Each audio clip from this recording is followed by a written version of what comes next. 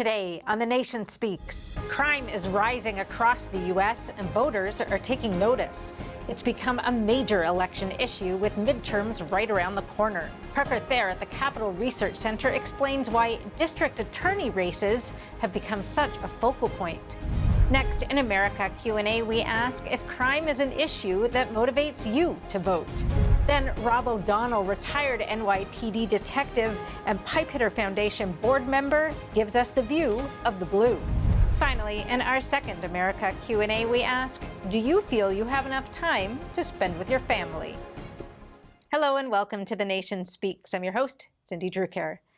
Violent crime is up in big cities across the United States, rising to levels not seen since the early 1990s. It includes aggravated assault, murder, domestic violence, and carjacking. Some blame pandemic cabin fever and economic hard times. But according to the Heritage Foundation, it's more accurately traced back to George Floyd's death in police custody in May 2020. In the protests and riots that followed, the message was consistent. Police and systemic racism are the problem.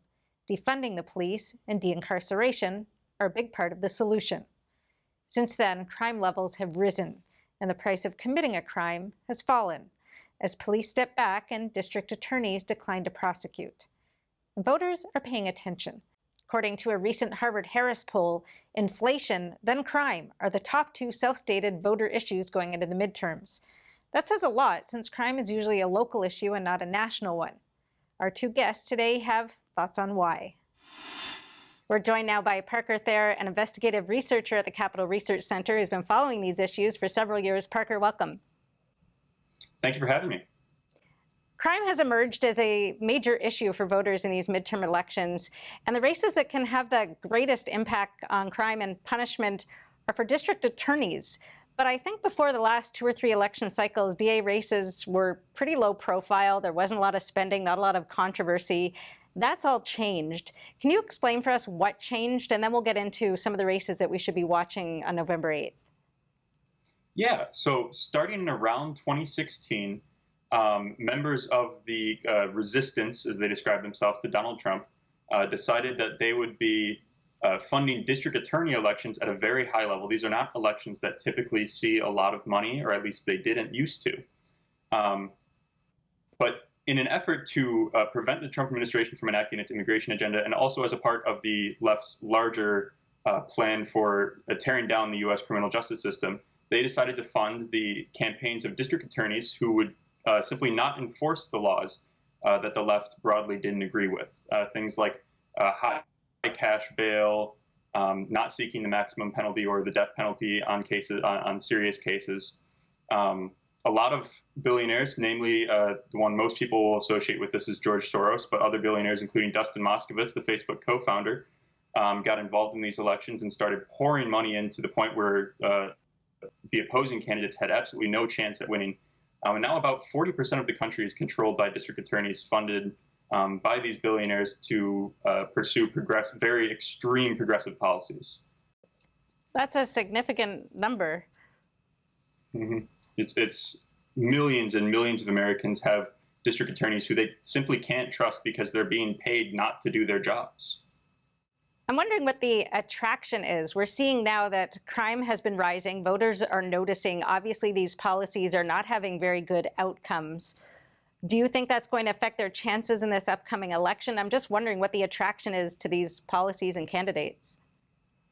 The attraction to these candidates, at least for the people funding them, is that if you just elect a candidate who doesn't enforce the laws you don't like, that by consequence essentially means that the law no longer exists. They can circumvent the legislative process that is normally allowed to give the people a voice in the laws that protect their own lives and their own well-being. But the people funding these district attorneys want to circumvent that. It takes too much time to go through the normal legislative process to change the law. And maybe the law does need to change, but the way they're going about it is bad. And the consequences for voters have also been catastrophic. Crime rates are going up around the country. And while these district attorneys and the people funding them are pretending that it's not, everyone knows the truth. And I think it's going to be very bad for these candidates come election time.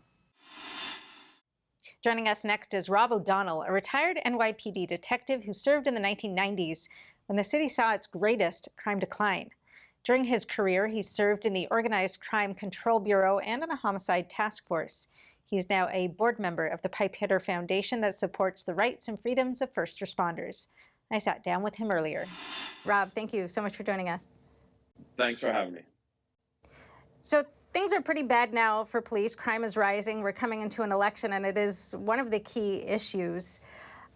Some of the cities, including New York, are kind of backpedaling a little bit on their defunding the police, realizing crime is rising, that we need more police presence.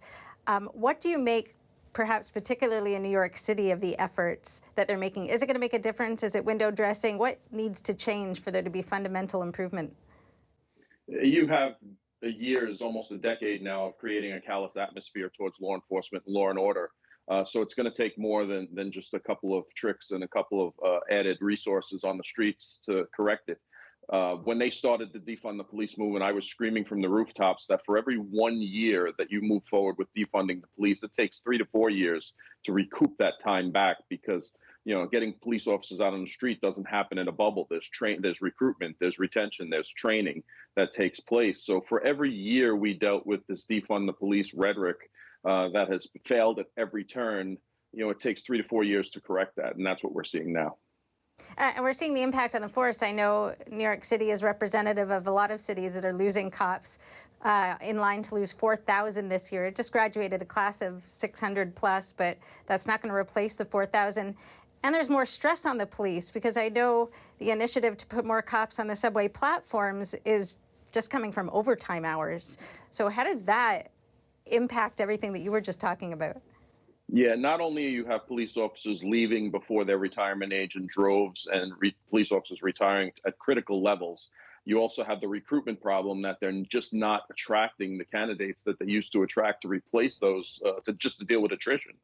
And you're forcing these already burnt out police officers who are working their 10, 12-hour shifts to do an extra 4 hours to stand on a platform. Is it really the best use of resources to be out there? Are these really people who are proactive to go after police, or is it just someone in a uniform standing there? How much of an impact do you think it'll actually have on crime in the subways, which has become a significant issue in New York? Yeah, it'll have very little. Criminals are creatures of opportunity, and if you have police officers standing on the platforms or riding the trains, they're just going to move to the stairwells. They'll just move to the mezzanines to create their crimes. They'll move to the street and flee into the subways. Unless you're actively identifying, pursuing, and incarcerating criminals, they're going to keep being repeat offenders, which we've seen time and time again in New York. The New York City transit system has always been the driver of crime in the city. That's how people get from point A to point B. It's how criminals more than not get around. And that's why when we targeted theft of service, jumping the turnstile, we were finding people who just committed robberies up in the street, people with felony warrants for past violent crimes, and taking them off the street and incarcerating them and making them pay for the crimes that they've already committed for something as simple as jumping the turnstile, gave us the resources to take these repeat offenders off the streets to make them safe again.